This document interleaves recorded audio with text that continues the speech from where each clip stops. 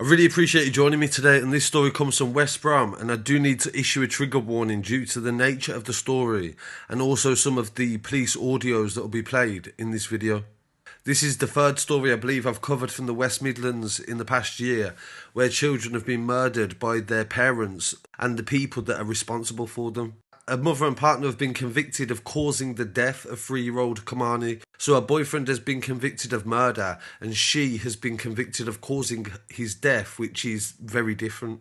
Kemarni Darby died in a flat in West Brom in 2018, and his mother's partner, Nathaniel Pope, 32 years old, has been convicted of his murder. Alicia Watson called paramedics to Beacon View Road in West Brom to the flat that she shared with Nathaniel on the 5th of June 2018.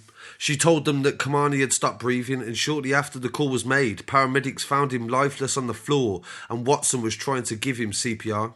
Yeah, but he's not responding to me. He's 3. He's 3?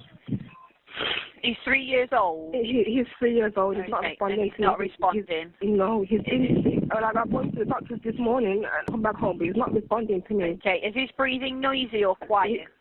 He's breathing quiet. He's breathing quiet, and he's 3 years old? Yes. Okay, just stay calm for me. We've got the help arranged. What's the address? The post-mortem revealed that Kemarni suffered multiple fractures, internal injuries and also bruising. He died as a result of internal bleeding caused by blunt force trauma, and his injuries were so severe the force used to inflict them was compared to that of a car crash, the jurors heard at Birmingham Crown Court. They believed that Kemarni was stamped on, but the exact cause of death will never be determined. The court heard medical evidence that Kemarni had sustained older injuries. Some of them were fractures that had healed. And there was evidence that Kemarni was hurt by Watson and also Pope on 4 separate occasions in the weeks leading up to his death. Jurors also learned that her boyfriend locked Kemarni in a room and used electrical cables to keep the door shut.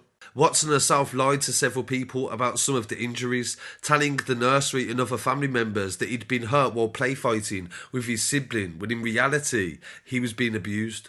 Alicia took Kemarni to a medical centre where he was examined and suspected to have been suffering from a stomach bug, but at no point did she say that he was subject to an assault or any trauma, and they failed to notice the black eye that he suffered when he was inside the doctor's surgery. Footage was played in court and it showed Watson and Kemarni walking to and from the medical centre and going to McDonald's hours before he died. Pathologists gave evidence that it was extremely likely that he suffered the fatal injuries while he was at home, and they believed there was no way that he could have stood up and walked and let alone made it to the medical centre with the injuries that he had. Pope and Watson were both inside the flat with Kemarni on the afternoon that he was murdered, and they were charged with murder and multiple counts of child cruelty, but chose to plead not guilty to the offences. Following a trial at Birmingham Crown Court that lasted several months, the pair today, on the 12th of April, have been convicted. Alicia Watson of Raglan Road in Handsworth was found guilty of allowing or causing the death of a child. Nathaniel Pope, 31 from Wolverhampton, was found guilty of murder and child cruelty. In a statement by Detective Inspector Jim Mahon, he said, "This has been a horrific case for everybody involved, and I'd like to send my condolences to the family and also thanks to the jury who engaged and considered everything about it before they made their decision. Kemarni was so young and would not have been able to understand what was happening or the pain that he felt that was administered by people who were supposed to love him." The pair are due to be sentenced at a later date, and I will definitely follow it up when that does happen as well.